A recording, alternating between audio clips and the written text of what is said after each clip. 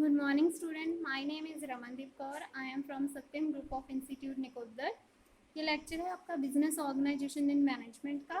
कल के लेक्चर में हमने किया था टेलर के प्रिंसिपल, FW टेलर के प्रिंसिपल, जिसको हम फादर ऑफ साइंटिफिक मैनेजमेंट बोलते हैं।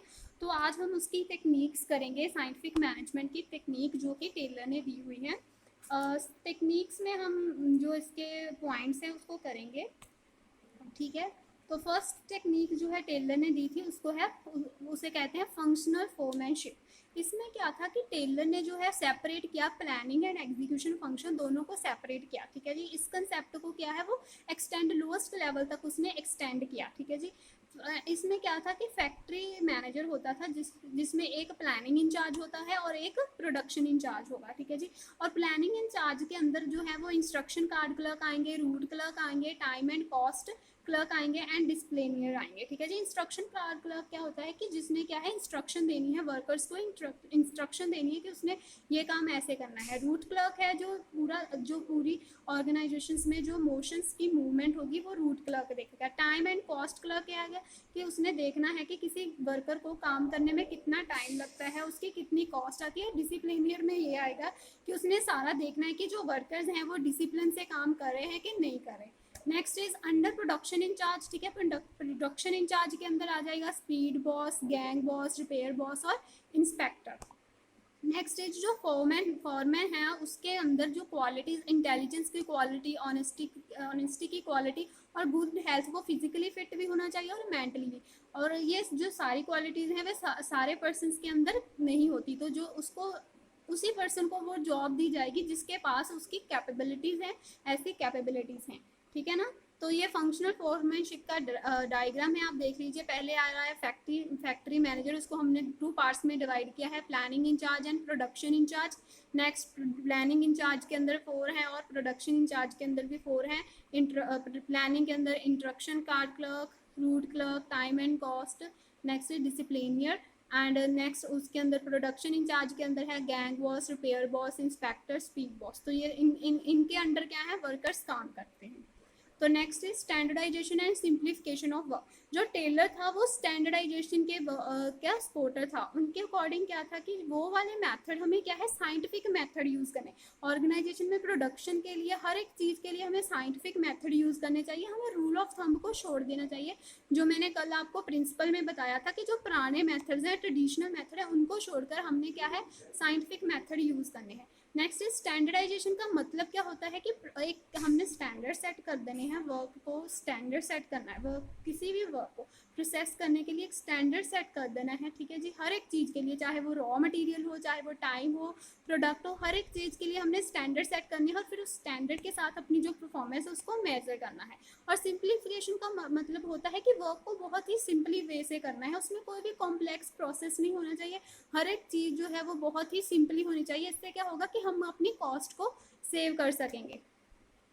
Next is method study. Next technique is method study. इसका मेन ऑब्जेक्टिव यही था कि हमने बेस्ट वे, अपनी जॉब को करने के लिए बेस्ट वे ढूंढना है कि कौन सा है।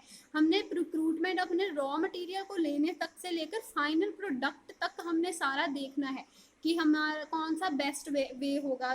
जब हम रॉ मटेरियल लेंगे तो कहाँ से लेंगे, ये सारा प्रोडक्ट के एंड तक के डिसीजन जो हैं वो हमने हर एक में देखना है कि कौन सा बेस्ट वे होगा। एक्टिविटीज ये सारी है मेथड स्टडी के अंदर एक्टिविटीज आएंगी। इसका मेन ऑब्जेक्टिव, इस पूरी होल मेथड स्टडी का मेन ऑब्जेक्टिव यही था कि जो कॉस्ट है, प्रोडक्शन की कॉस्ट है, उसको हम मिनिमाइज कर सके, और जो क्वालिटी है प्रोडक्ट की उसको मैक्सिमाइज कर सके, और कस्टमर की सेटिस्फेक्शन को हम मैक्सिमाइज कर सकें। Next is motion study. Motion study का मतलब होता है कि ऑर्गेनाइजेशंस में मूवमेंट कितनी हो रही है, ठीक है जी। चाहे वो लिफ्टिंग हो, पुटिंग ऑब्जेक्टिव्स की हो, well doing a typical job, ठीक है जी। अननेसेसरी मूवमेंट जो है उसको हमने क्या है एलिमिनेट करना है, उनको निकालना है, ताकि जो हमें अपना टास्क, अपनी जॉब में जो हमारा टास्क है उसको कंप्लीट करने में लेस टाइम लगे। हमें क्लोज एग्जामिनेशन से ही ये पॉसिबल होगा, हम फाइंड आउट कर सकेंगे कि कौन सी चीज़ प्रोडक्टिव है, कौन सी चीज़ अनप्रोडक्टिव है। इसके लिए जो है स्टॉप वॉचेस और टाइम है जो डिवाइसेस हैं ये यूज़ की जाती हैं, ठीक है जी, इन सब सारी चीज़ों को मेजर करने के लिए। Next is time study. Time study जो क्या है कि स्टैंडर्ड टाइम जो है वो डिटर्मिन करती है किसी जॉब को परफॉर्म करने के लिए। The objective of time study is to determine the number of workers. इससे क्या है कि मेन ऑब्जेक्टिव यही होता है कि नंबर ऑफ वर्कर्स ऑर्गेनाइजेशन में कितने हैं और हमने डिटर्मिन करनी होती है लेबर कॉस्ट। और फटीग स्टडी, फटीग स्टडी में है, a person is bound to feel tired physically and mentally if he she does not rest while working. इसमें क्या होगा कि अगर एक पर्सन लगातार वर्क करता जाएगा तो उसको क्या है, टायर्डनेस फील होगी, वो फिजिकली और मेंटली दोनों तरह से वो काम नहीं कर सकेगा। तो ऑर्गेनाइजेशन में क्या है कि उनके लिए प्रॉपर रेस्ट इंटरवल्स बनाने चाहिए जो उन्हें हेल्प करेगा उनका जो स्टैमिना है उसको रीगेन करने के लिए, और जो वर्क है वो सेम कैपेसिटी के साथ दोबारा से करना स्टार्ट करेंगे। This will result in increase productivity. इससे क्या होगा कि जो ऑर्गेनाइजेशन के रिसोर्सेज हैं उनकी प्रोडक्टिविटी इंक्रीज होगी। It seeks to determine the amount and frequency. इससे क्या होगा कि हम रेस्ट इंटरवल्स का अमाउंट डिटर्मिन कर लेंगे कंप्लीट करने के लिए टास्क। फॉर एग्जांपल आप लोगों को भी जब आप कॉलेज में आते हो, स्कूल्स में आते हो, तो आपको भी क्या है कि आपको लंच टाइम दिया जाता है, तो उसमें आप रेस्ट करते हो, अपना लंच करते हो, तो आप जब आपके नेक्स्ट लेक्चर होते हैं तो उसके लिए आपका जो स्टेमिना है वो रीगेन हो जाता है। ठीक है, नेक्स्ट इज डिफरेंशियल पे पीस वेज सिस्टम। जो टेलर है उसने क्या है, एडवोकेट किया पीस वेज सिस्टम, ताकि जो वो ये चाहता था कि जो एफिशिएंट वर्कर है और इनएफिशिएंट वर्कर है दोनों में डिफरेंशिएट क्रिएट किया जाए। दोनों को जो एफिशिएंट वर्कर है उनको उनका जो उन्होंने काम किया उसके लिए अप्रिशिएशन मिले। ठीक है, सो उसने क्या था, वेज पेमेंट जो है उनके लिए स्टार्ट किया, इंट्रोड्यूस किया, जो अपना काम जो है स्टैंडर्ड से जितना स्टैंडर्ड सेट किया उससे ज़्यादा करते हैं, और उनके लिए भी सेट किया जो अपना जो स्टैंडर्ड सेट है उससे भी कम करते हैं काम। सो इसका मेन इसमें क्या था कि कंपनसेशन जो है वो प्रोवाइड की जाती थी, कंपनसेशन सिस्टम प्रोवाइड किया जाता था, ताकि जो एबल जो अपना काम सारा दिन अपना काम बहुत ही ऑनेस्टली से करते हैं, फेयर वर्क करते हैं, उनको दूसरों से डिफ्रेंशिएट किया जा सके, उनको मोटिवेट किया जा सके। तो होप क्लास आपको ये लेक्चर समझ आया होगा। अगर आपको कोई भी प्रॉब्लम है तो आप मुझसे कांटेक्ट कर सकते हो।